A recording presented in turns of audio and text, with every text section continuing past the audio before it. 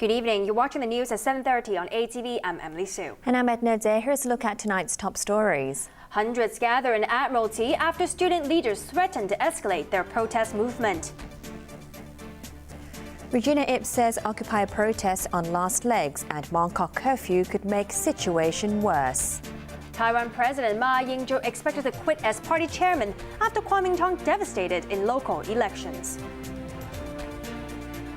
Student leaders said to be planning an escalation of the Occupy movement called on supporters to meet in Admiralty tonight to take their protest to the next phase. It's unclear exactly what they have in mind, but security has been beefed up outside nearby government buildings after rumors they may try to storm them.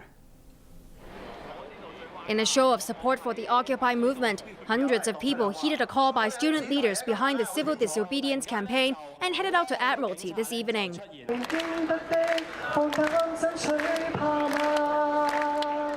As instructed by the Federation of Students and Scholarism, many took along umbrellas, masks, and other protective gear as they prepare to escalate the so-called umbrella movement to the next level.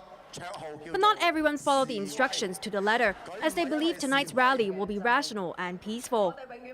There have been rumors that the protest leaders plan to up the stakes and storm the government's headquarters in Tamar in a bid to put more pressure on the authorities. That's because so far the government has ignored their demands for genuine universal suffrage in the 2017 chief executive poll and for Beijing to revise its constitutional reforms. This brought the Occupy movement to a standstill, dragging it on for 2 months while opposition to it grew. Opinions on the ground are divided on whether they will go along with student leaders if they plan to target and occupy government buildings. This protester said his decision will depend on their reasons for it, whether they're doing it just to satisfy their supporters or they're really trying to force officials to accept their demands. Meanwhile, security has clearly been tightened outside both government headquarters and Lechko. Crucial parts of the complex have been sealed off and shutters lowered. More guards and barriers have been put up in light of possible conflicts and clashes. At a media briefing, police urged protesters, particularly students, to distance themselves from what they call radical forces that may have infiltrated the demonstrators. The force also called on the public to steer clear of Tamar tonight, describing it as a high-risk zone. If anyone obstructs police in execution of our duty, charge police line violently, or attempt to block the central government office, police will take resolute enforcement actions. In case of any violence, police with no other alternative will use minimum level of force to stop any violent and illegal acts, so as to uphold the law and order. Kong gave the assurance that the force has enough manpower to handle any conflict, at the same time maintain public order. But he refused to comment on unconfirmed media reports that claim as many as 3,700 officers were stationed at Tamar ahead of tonight's rally. Earlier today, both supporters and opponents of the protests carried out their own demonstrations to express their views. An anti-Occupy group turned up at Tamar and got into arguments with demonstrators camped out there, but left after just half an hour. And a group of about 10 students and others marched barefoot around CGO and Tamar Park 9 times, kneeling every 28 steps to demonstrate their perseverance and determination for democracy. We now cross over live to Admiralty to see what's happening over there. As we said earlier, large crowds of people joined the protest camp where students have been camping out for 2 months. Student protest groups have called for an escalation of the Occupy movement, but they did not give details. There have been reports that the student groups may want to storm the government headquarters.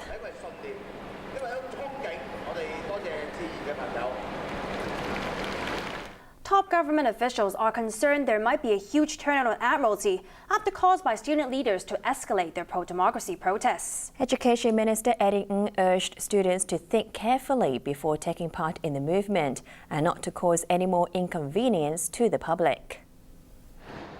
With the civil disobedience movement in its 64th day, there are rumors student groups will escalate their movement by besieging government buildings. Education Chief Edna Tse urged students not to take part in the protests, saying road blockades have severely affected people's livelihoods. Ng added that blocking government buildings will not only affect the work of civil servants, but also have an impact on normal government services the public relies on. I would like to appeal to everyone, including the potential organizer, please do not do that. For the students, please try to stay away from all those problematic, dangerous locations. Housing Chief Anthony Jung also expressed his concerns and vowed that the government will try its best to maintain public services. We would continue to operate within the CGO at Tema. For students, I've always maintained the line that while they have every right to express their views about the future, about political reform, they must at the same time respect others, and we should try to forge a tolerant society where we respect others while articulating our views. Health Chief Koeng-man also called on protesters and students to stay away from the protest site. He hopes there won't be any violence tonight and called on the public to think carefully about what they're planning. Ko added that if the situation gets out of control, people could easily get hurt. Transport Permanent Secretary Yao Xingmu said he was concerned about possible public transport disruptions if chaos breaks out. Yao urged protesters to stay calm and he hopes the Occupy movement will end quickly. Executive Councillor Regina Ip says authorities shouldn't hastily introduce a curfew to end protests and violence on the streets of Mongkok, following the clearance last week of Occupy demonstrators. The pro-Beijing hardliner also said tonight's rally in Admiralty is a last-ditch attempt by student leaders to get the public support for their ongoing protests. The two main groups behind the pro-democracy protests called on supporters who weren't already there to go to Admiralty on day 64 of the civil disobedience campaign. The Federation of Students and Scholarism urged protesters to take along umbrellas and other protective gear, sparking rumors that they might take their so-called umbrella movement into a new phase. One of the first critics to pour cold water on their plans was Executive Councillor Regina Ip. The pro-Beijing hardliner labeled tonight's rally as the student leaders' final blow, a last-ditch attempt to boost flagging public support and use it as a bargaining chip for talks with the government. But Ip said even if tonight's demonstration causes the city some harm, it will only be short-term. The loyalist lawmaker added that more and more people are turning against the Occupy movement, and losing public support means defeat. Ip also complained that Federation leader Alex Chow has a problem with punctuality. He always talks about his dreams, but can't even organize himself properly, lamented Ip. He can make emotional speeches on stage, but maybe he never had a real job and simply doesn't know how to compromise.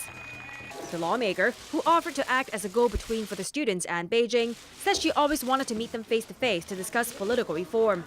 But of course, they wouldn't even bother with me, said Ip. The former security chief then waded into the debate about the last few nights of chaos and clashes in Mongkok after bailiffs and police cleared the street blockades there on Wednesday.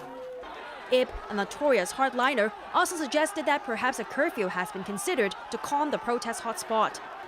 However, she said one shouldn't be imposed hastily, as it would disrupt businesses and, in any case, people will probably just ignore it. On Friday, Chief Executive Leung Ching-ying also denied rumors a curfew could be introduced. It went on to defend police officers who were caught on camera using excessive force on protesters, reporters, and passers-by. She insisted police chose to subdue protesters by pressing them on the ground to avoid knocking them out with batons. Officers are putting themselves at risk too by doing so, Ip added.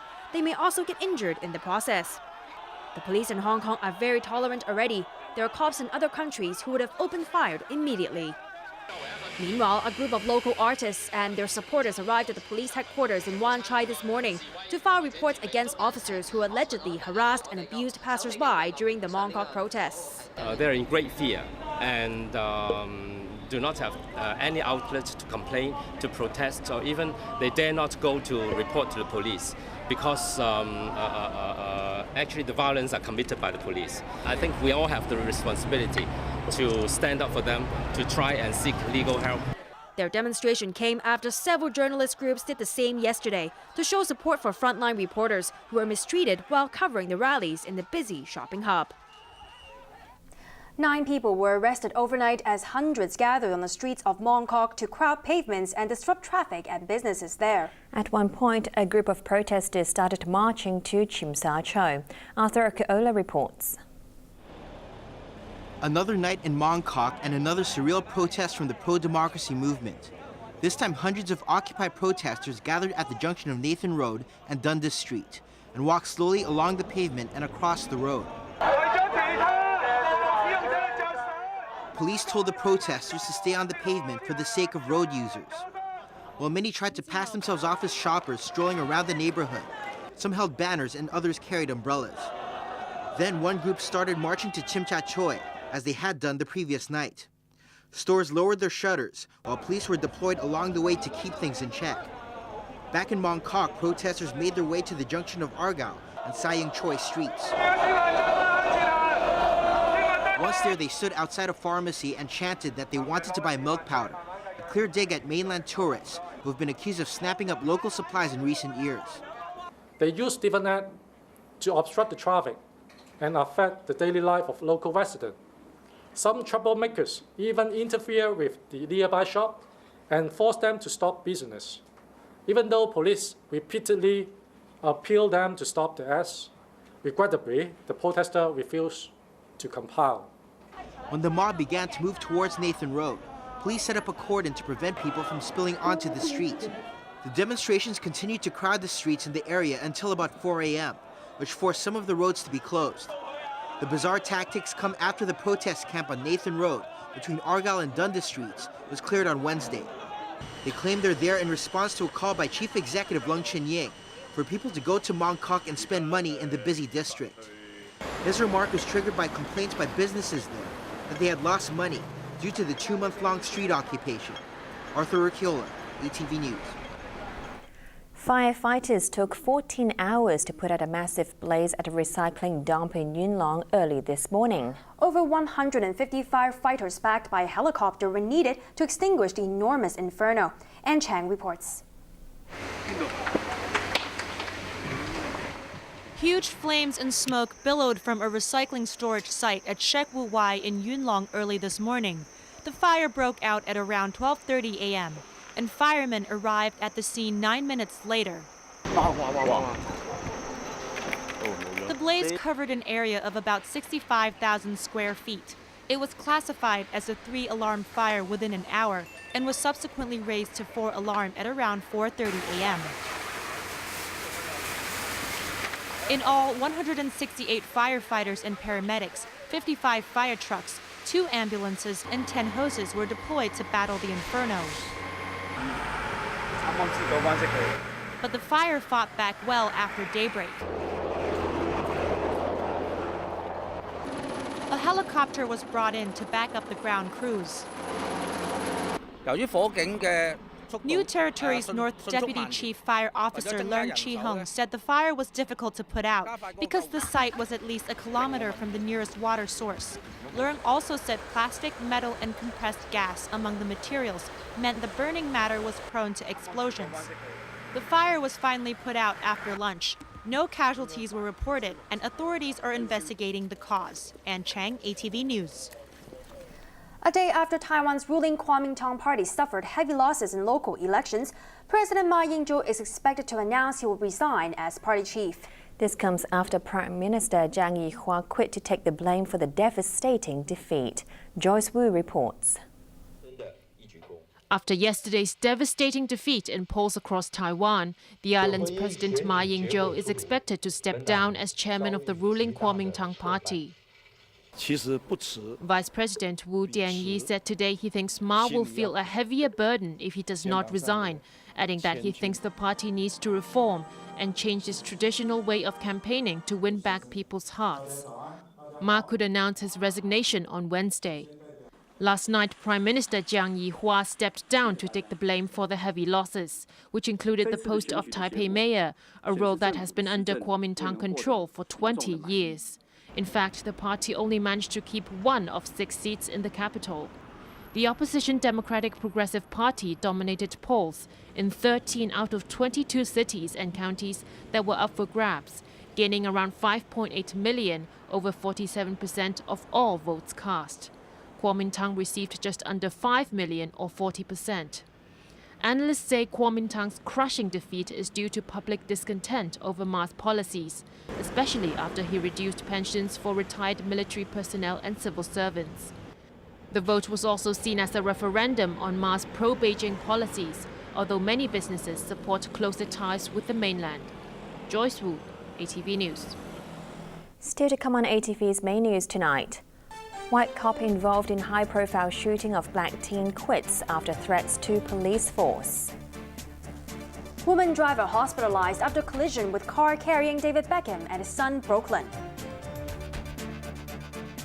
ATV Hong Kong Loving Hearts campaign meets its 5th year, achieving high regard from all walks of life, ranking top in the TV Programme Appreciation Index survey. This enlightening year,